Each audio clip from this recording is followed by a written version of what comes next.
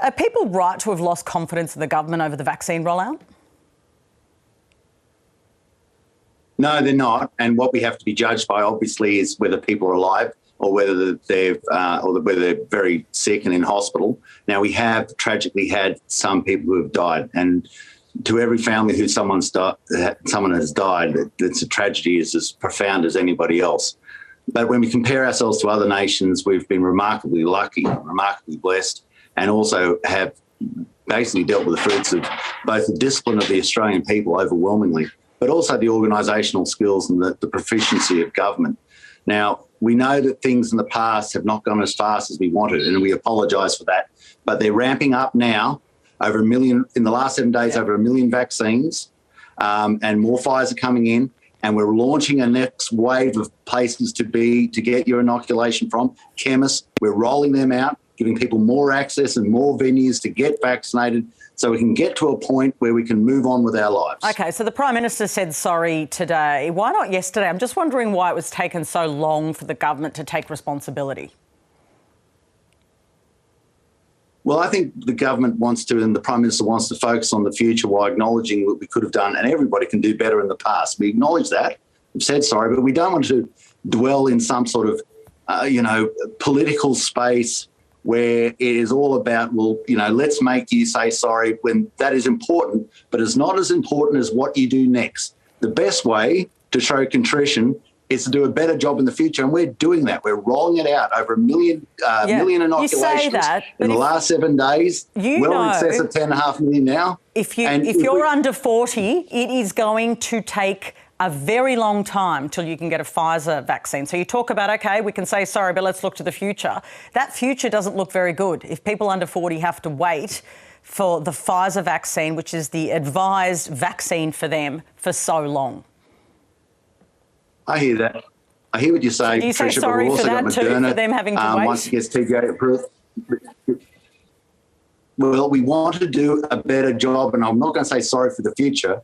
I'm going to make sure that we do a better job in the future, and we are doing that. We've got Pfizer coming in at over 1 million a week. We've got Moderna coming in once it gets TGA approval. We've got Novavax. Now, that's got a bit further of a process to go. You've got AstraZeneca, if you want to sign basically the waiver. And remember, the death rate from AstraZeneca is 1 in 1 million. Absolutely. So but if you've got a concern with AstraZeneca, don't drive a car, don't go to the beach. Absolutely, I agree that it's low. But there are 2 people who the TGA has reported have lost their lives linked to this rare blood clotting issue this afternoon. I mean, certainly that's a tragedy for those people and their families. Mm-hmm.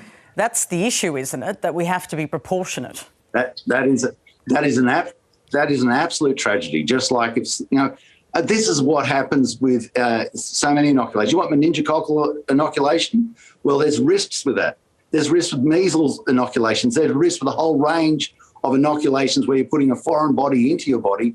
And I imagine there's risk in a way with Pfizer inoculations. You can't have a risk-free environment with inoculations. What you do is you do a risk analysis and say the risk of that or the risk of getting the disease, which is greater?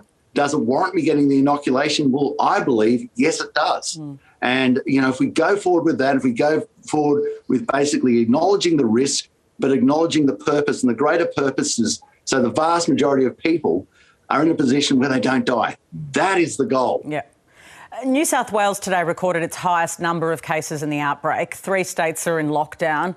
With the lack of vaccines, how does New South Wales get out of this outbreak without vaccines? I mean, they're realistically going to be in lockdown for potentially months. Well, part of the process, and you've seen it now, and we've been fighting for special and regional areas, has now been delivered. We're rolling out more chemists. We're rolling out more venues. We're rolling out more of the vaccine. We're making sure that the chemists are culturally appropriate for the suburbs that they're in, so we have a better connection to those, especially those communities, ethnic communities, so that they've got a greater venue. And this is the process of making sure that we're looking to the future and saying, how do we do this job better? And that's why we have meetings basically every day to try and work out how we're doing it. And we've got over 3,000 chemists across Australia. And that's over 3,000 venues, further venues. that can come online, and we're going through that process. Sure. And this, I believe, is a better process of looking forward. We must acknowledge the faults of the past, but I tell you where we all live, you, me, everybody, we live in the future, and we live today.